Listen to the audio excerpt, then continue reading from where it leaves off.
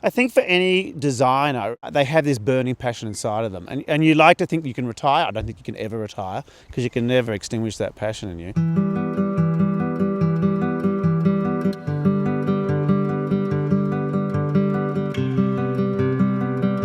My interest in landscaping really started when I was a child. I was very fortunate. I had parents who were very interested in gardens and had a great garden and really encouraged us to work in the garden. So there were four of us and we all had our own little plot of land, and we were encouraged not only to grow things but to be creative in that plot of land.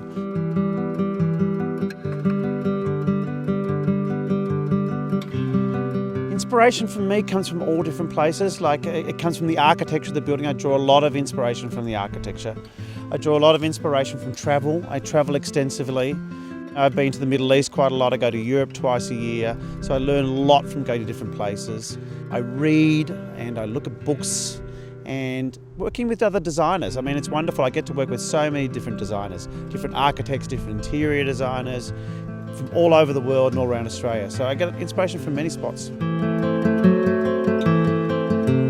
Stonefields, my property up here, I mean, the style of it has really come from me experimenting over the last 8 years. I had a vision for it to start off with, and I had a master plan, and I've pretty well kept to that, but I've been tinkering around with it for the last 8 years, and all the different inspiration I've gained from around the world, I've been experimenting with the different designs here. So it's really a mishmash of everything that I've been seeing and exploring for the last 8 years.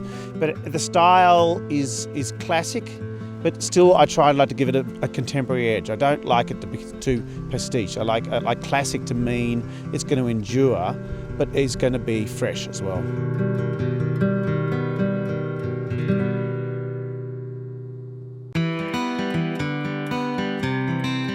After designing for 25 years, you gain so much experience. When I first started off, I had this really burning passion to create gardens, but you weren't experienced enough to develop your own style. I think after 25 years, you really developed that style up and honed it really well.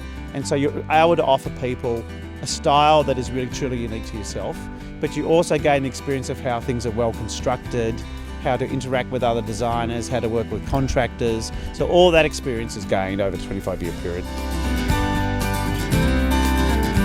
I really love doing big country gardens, and you can see that from my property here.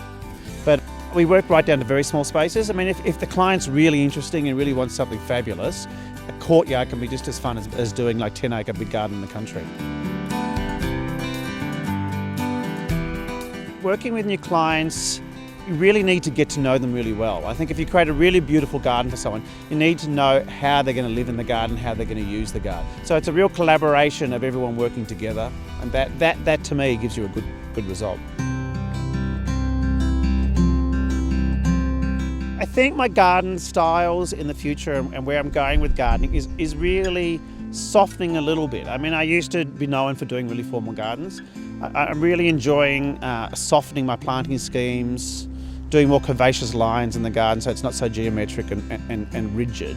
So it's loosening up and it's softening, and I'm exploring a greater diversity in plants. So it's not only just mass planting. I'm enjoying sort of exploring different types of plants and increasing the diversity of species in the garden.